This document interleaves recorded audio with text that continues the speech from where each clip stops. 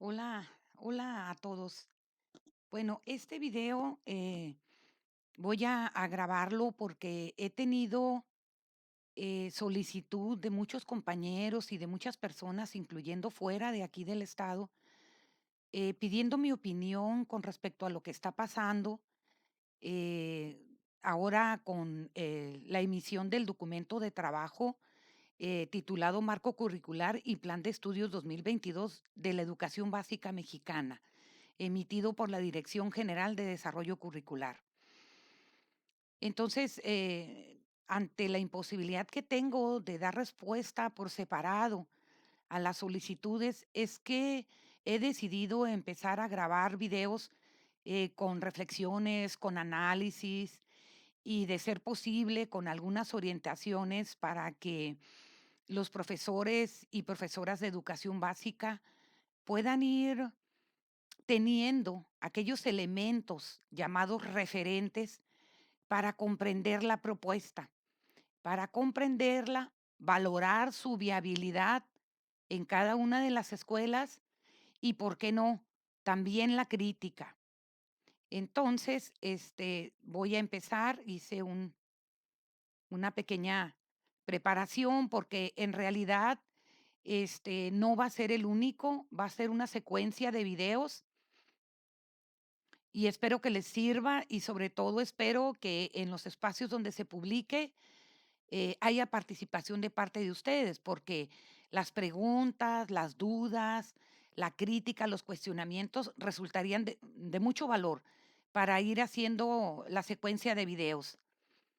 Bien, esto empieza porque a finales del mes de enero pasado, de enero de 2022, se publica por diferentes medios oficiales o no, a través de las redes, un documento de trabajo llamado Marco Curricular y Plan de Estudios 2022 de la educación básica mexicana.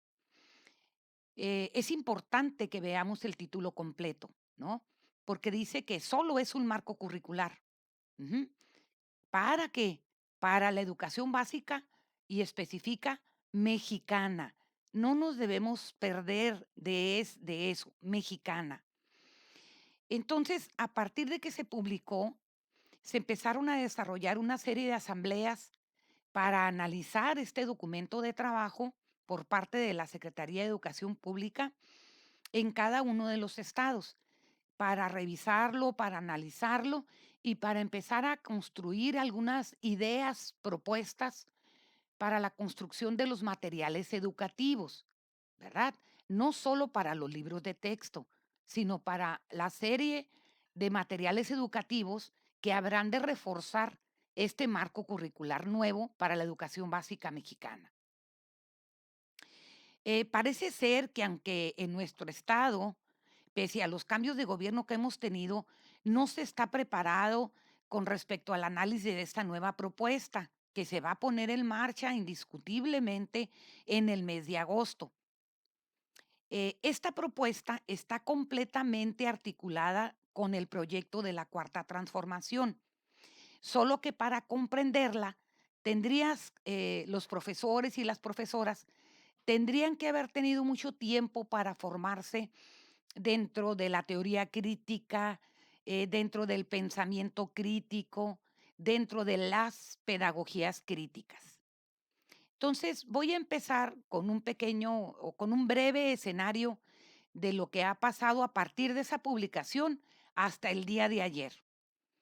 Entonces, del 31 de enero a la fecha, ya se realizaron las asambleas de análisis en Veracruz, Campeche, Yucatán, Quintana Roo, Durango, Tamaulipas, Nuevo León, Coahuila, Puebla, Oaxaca, Chiapas, Tabasco, Guerrero, Morelos y Zacatecas. A Baja California le corresponde el día 23 de marzo, parece ser que en la ciudad de Mexicali. Ok, estas asambleas las coordinan los funcionarios actuales en cada una de las secretarías de los estados y las asiste el doctor Marx Arriaga por parte de la Secretaría de Educación Pública, quien es el director de los materiales educativos. Hay mucho que decir sobre lo que ha pasado a partir de la publicación de este documento de trabajo, pero la verdad he tratado de hacer un resumen o muy simplificado de lo que tendríamos que decir. De ahí la necesidad de, pues, de grabar varios videos, porque obviamente, no se podría en uno solo. Entonces, hay cosas, em, al mismo tiempo que se han desarrollado estas asambleas, paralelamente, diversas instituciones de educación superior han realizado foros para hacer la revisión de esta propuesta y de los documentos de trabajo. En estos foros han participado diversos expertos. Entonces, también es importante comentar lo que está pasando, tanto en las asambleas como en esos foros. Claro, y lo repito y lo acentúo, desde la perspectiva de una profesora de educación básica que ha vivido los diversos cambios curriculares. ¿En qué he coincidido en los análisis que se han hecho por parte de los expertos y qué críticas tengo a las participaciones dentro de las asambleas? Coincido Coincido en que por las condiciones de emergencia sanitaria que empezamos a vivir con el COVID-19, esta propuesta, que pretende definir la nueva escuela mexicana es tardía, porque soy testigo de que se realizaron algunos ejercicios previos al COVID directamente en la Dirección de Desarrollo Curricular y algunas otras instancias de la Secretaría de Educación Pública, donde tuvimos la oportunidad de compartir con ellos qué es un enfoque curricular crítico, por qué es el enfoque correcto al proyecto de nación de la Cuarta Transformación y cuáles son las referencias teóricas o los pensadores críticos que podrían argumentar un marco curricular. Esas reuniones que tuvimos en la Ciudad de México, ahora que veo el documento, creo que de alguna manera fueron, fructíferas. Entonces, coincido, pues, de que ahora que sale esta propuesta, pues, es tardía, pero indiscutiblemente esto tuvo que ver con la emergencia sanitaria. Eh, Fíjense, es tardía y les voy a dar, una evidencia de que es tardía. Ahora en la reunión de Consejo Técnico Escolar, esta cuarta sesión, pudimos observar cómo las guías no tuvieron correspondencia con el video de la secretaria de Educación en México. Ella hablaba de otra cosa, hablaba de la propuesta, sin embargo, la guía no correspondía al 100%. Entonces, estamos viendo pues que hay un atraso que está marcando una incongruencia o que puede llevar a los profesores a construir cosas que no son congruentes con lo que tendrán que implementar en un futuro muy próximo. También he podido observar en nuestros foros, este, que hay incongruencia también o no están coordinados o no se han podido poner de acuerdo los diferentes actores que están participando en esta propuesta. Por ejemplo, la postura del doctor Arriaga es muy clara, está dentro del paradigma crítico, es muy clara. Sin embargo, se observa cómo el personal de la Dirección de Desarrollo Curricular en México está apenas como aprendiendo de este asunto.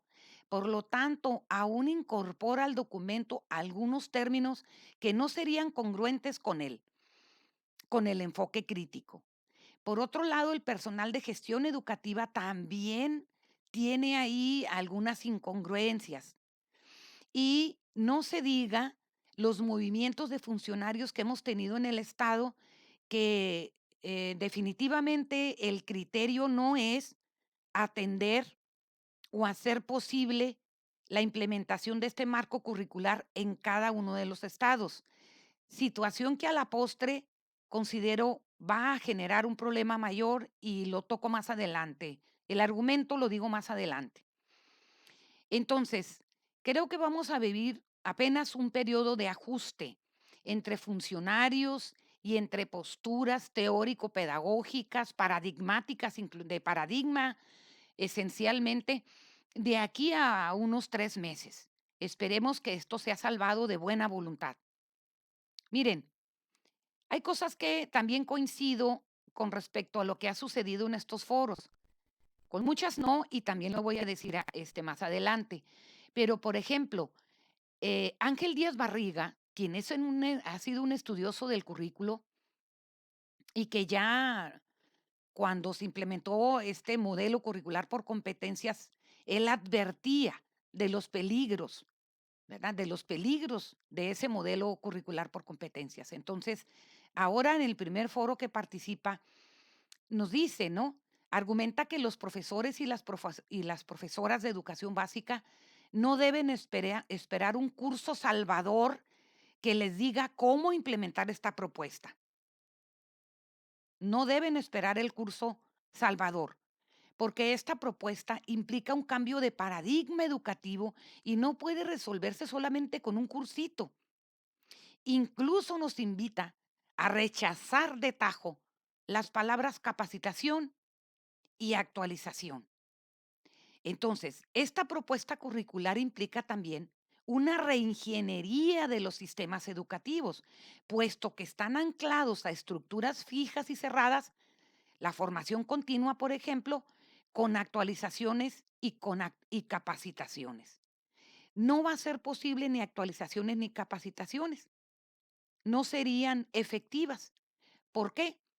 Porque cuando hablamos de capacitación es que existe una persona o un colectivo docente que domina el enfoque curricular de esta nueva propuesta.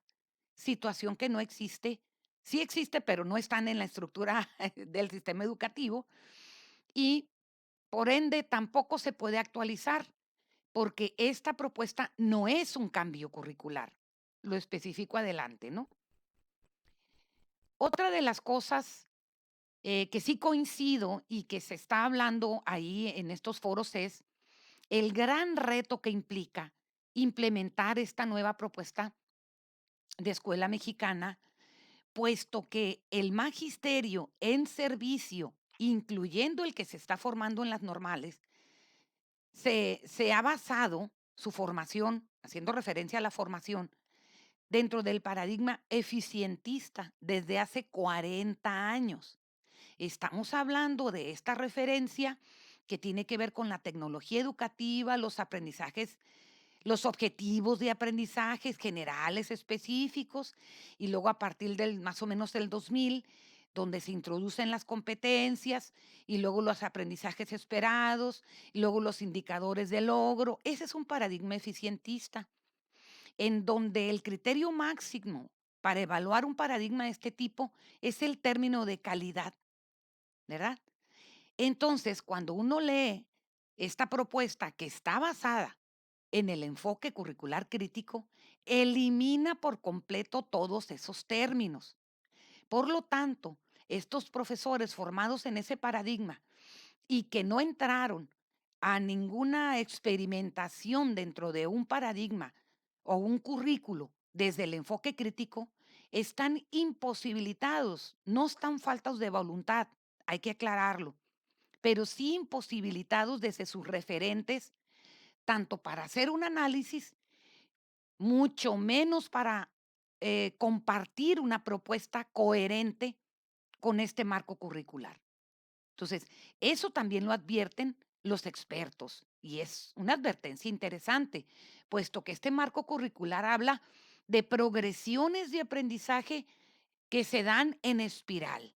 Por lo tanto, la idea de logro, la idea de evidencia, va a tener otra connotación para la que han sido formados ni los profesores en servicio ni los que están en formación.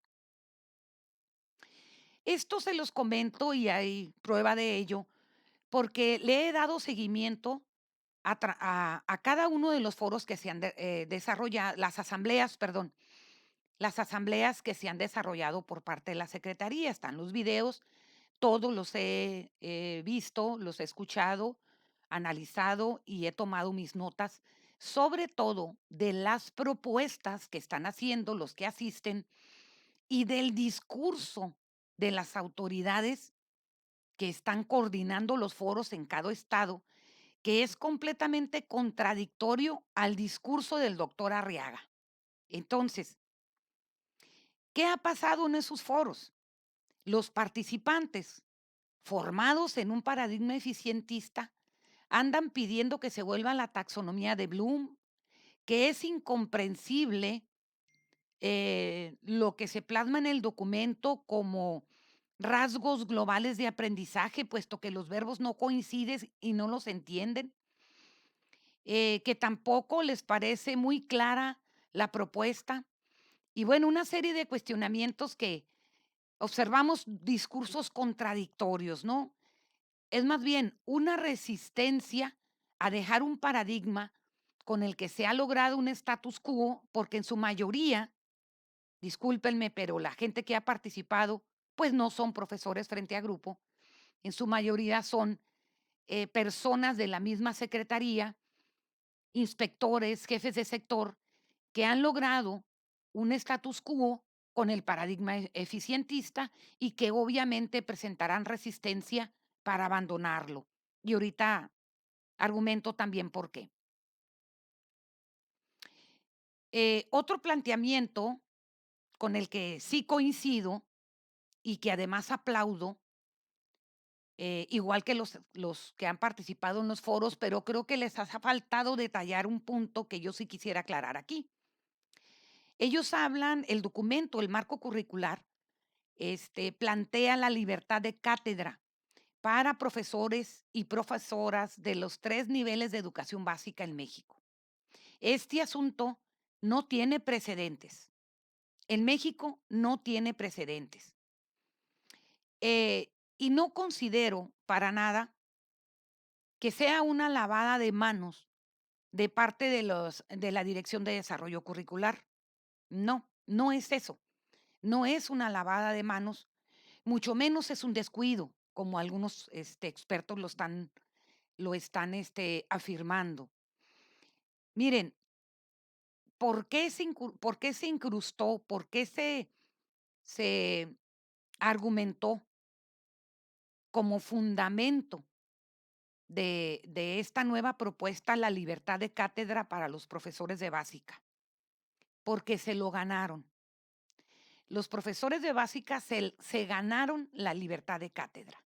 Les voy a decir por qué se la ganaron. O sea, no es una condonación, no es que sea, ay, bueno, vamos a darle la libertad de cátedra y pues ahí nos lavamos las manos. No, no.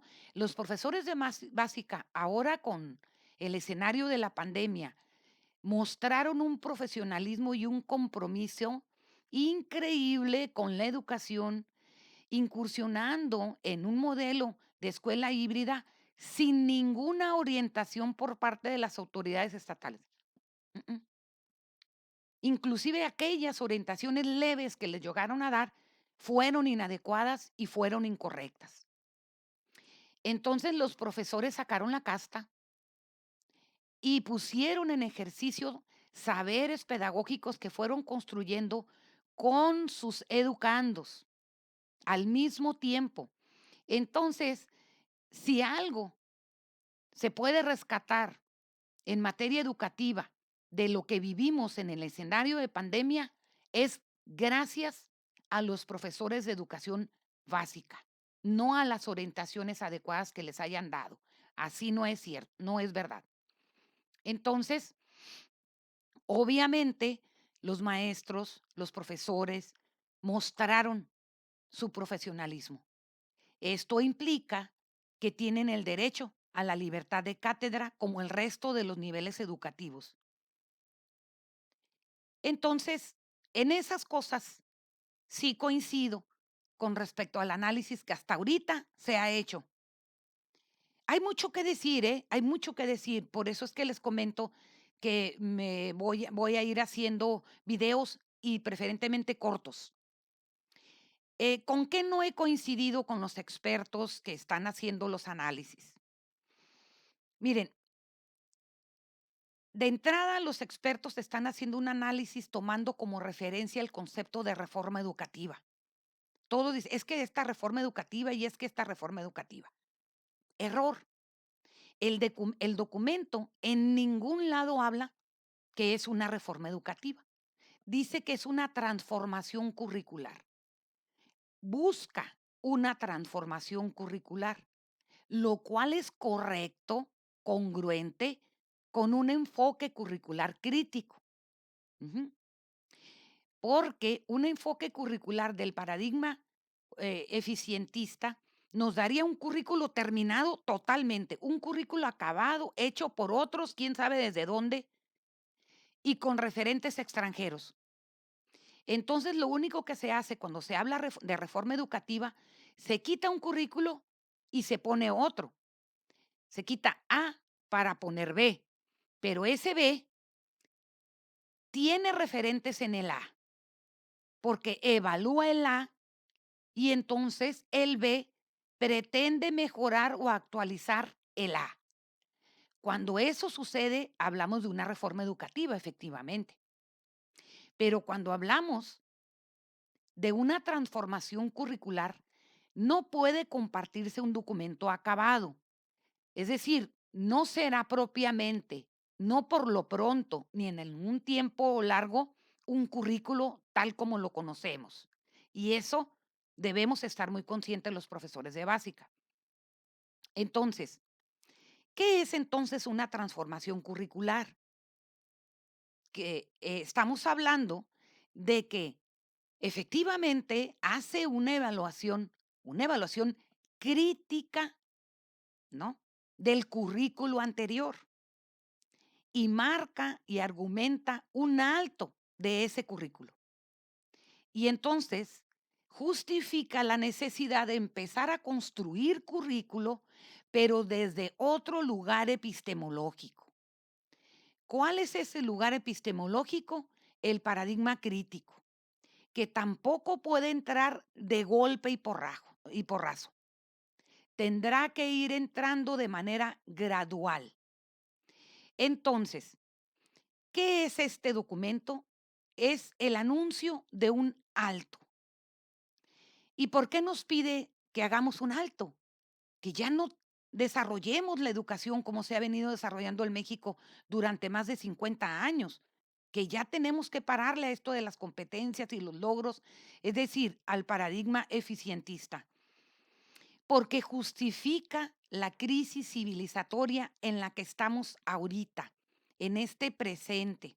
Y bueno, hay muchas lecturas y artículos en el Internet que les pueden ayudar a comprender qué es la crisis civilizatoria en la que estamos ahorita.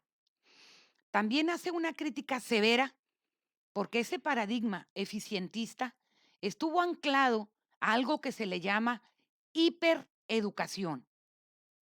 La hipereducación es este tipo de educación que pone al humano por encima de la naturaleza, cosificando primero a la naturaleza, es decir, es una cosa que puede explotar, que puede hacer lo que quiera con ella para que se satisfaga todas sus necesidades. El problema es que se educa a un humano que construye necesidades infinitas, no tiene llene. Entonces, hay una sobreexplotación de la naturaleza y estamos viviendo actualmente su consecuencia, y no solamente en el medio ambiente, en las relaciones humanas, en las emociones, en un mundo, en todas esas dimensiones que le corresponden al humano. Entonces, este marco curricular es un alto y nos justifica por qué debemos parar. Entonces, además de ser un alto, nos invita a pensar otra educación desde otro lugar epistemológico. Es ahí donde los profesores tendrán el principal reto. Pero hay que comprender también que todo cambio de paradigma, ya lo decía Thomas Kuhn, implica un periodo transitorio. Y bueno, en otro video hablaré de lo que es un periodo transitorio y cómo se va a empezar a manifestar a partir de querer implementar esta nueva propuesta. También pude observar en los expertos que no pudieron tocar un término que para mí es un fundamento dentro de este marco curricular que se llama la territorialización de la educación. No lo pudieron tocar.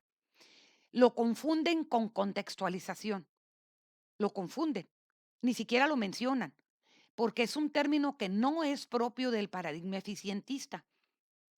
Esta propuesta de la territorialización de la educación viene del paradigma crítico. Esta territorialización de la educación ha sido una exigencia de las diferentes agrupaciones de los maestros disidentes.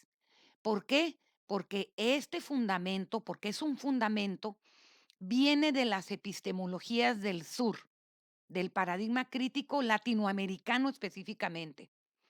Entonces, obviamente tendrían que estar muy bien formados en este paradigma para poder que hablen de este fundamento y, y sobre todo que lo critiquen. No tienen elementos para criticarlo, de ahí que no lo hayan tocado con seriedad, por lo menos durante los foros.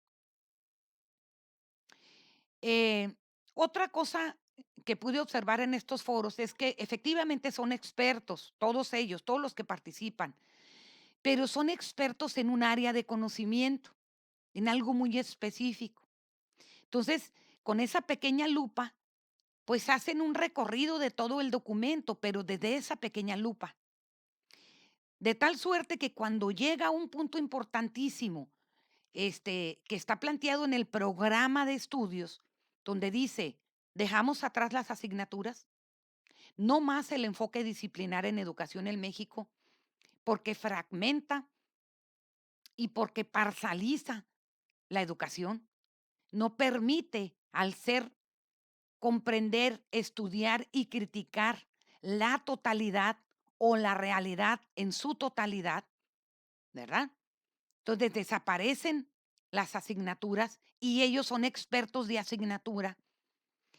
Ellos no tienen ni han incursionado en ninguna acción educativa relacionada o enmarcada desde la transdisciplinariedad.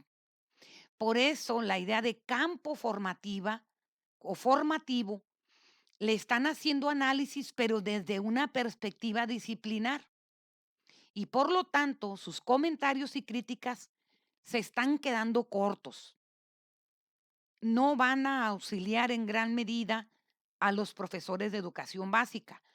Y eso es lógico, porque no son de básica, no son profesores de educación básica. Indiscutiblemente son expertos, pero no de educación básica y mucho menos de un enfoque curricular crítico. Porque un campo formativo atiende a una dinámica abierta en primer lugar y dinámica en segundo lugar. Por lo tanto, los constructos teóricos o temáticos que se han hecho toda la vida en cada una de las disciplinas no sirven, no le son propios a la idea de un campo abierto y dinámico, que también lo veríamos en otro video. Otro asunto en el que tampoco estoy de acuerdo con los expertos hasta ahorita es que no han podido tocar debidamente otro fundamento sumamente importante de este marco curricular, que es la decolonización o descolonización. Pero tiene mucho que ver con la traducción, si tiene la S o no la tiene mucho que ver con la traducción. Y entonces ahora ellos empiezan a hacer un comparativo de este marco curricular con la educación en Finlandia y muy recientemente ahora pues traen de boga el modelo de Quebec de Canadá. Entonces, pues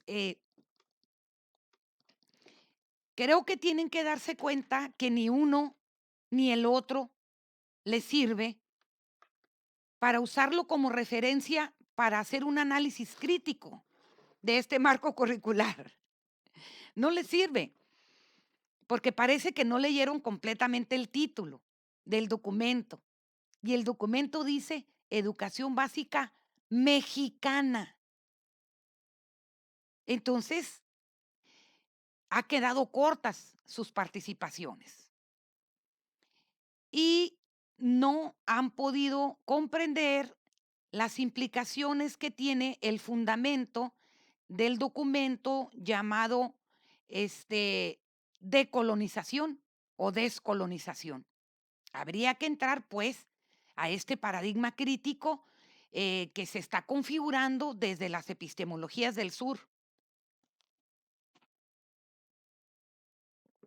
Y bueno, esta idea de decolonización o de descolonización es una invitación a empezar a construir una pedagogía mexicana que se vaya fundamentando metodológica y teóricamente desde el quehacer mismo en el aula, entre los profesores y los educandos, bajo un esquema llamado sistematización de las experiencias docentes, ¿verdad?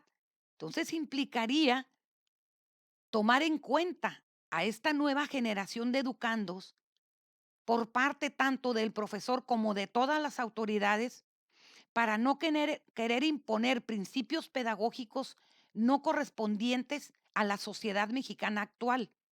Pues a esta nueva generación, este documento llamado marco curricular les está otorgando la tarea de construir otra educación, no de reproducir la que tenemos, porque la que tenemos está sumida en una crisis civilizatoria.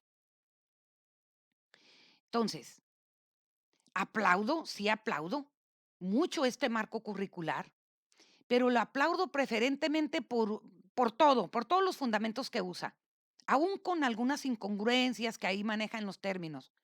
Pero lo aplaudo, ¿saben por qué? Por algo que la secretaria de Educación dijo en el video para la cuarta sesión, el codiseño como política de diversificación y articulación en la educación básica mexicana. El codiseño en México no tiene precedentes. Nunca ha habido codiseño. Las formas anteriores de participación de los profesores desde las experiencias exitosas no es un codiseño, para nada. Es solamente un éxito en la adecuación curricular valga la redundancia, del currículo en vigencia. Eso han sido las experiencias exitosas. Un éxito en la adecuación. Entonces, cuando hablamos de un codiseño, significa que cada estado de la República Mexicana tendrá que construir un proyecto alternativo, un proyecto de educación propia, que deberá estar perfectamente enmarcado y articulado con el documento que se publicó ahora en enero. Entonces, es de diversificación, es de territorialización. Ujú. Entonces, por eso la importancia, pues, de que las secretarías en cada estado ya deberían estar actuando en este sentido y no perder tiempo. Entonces,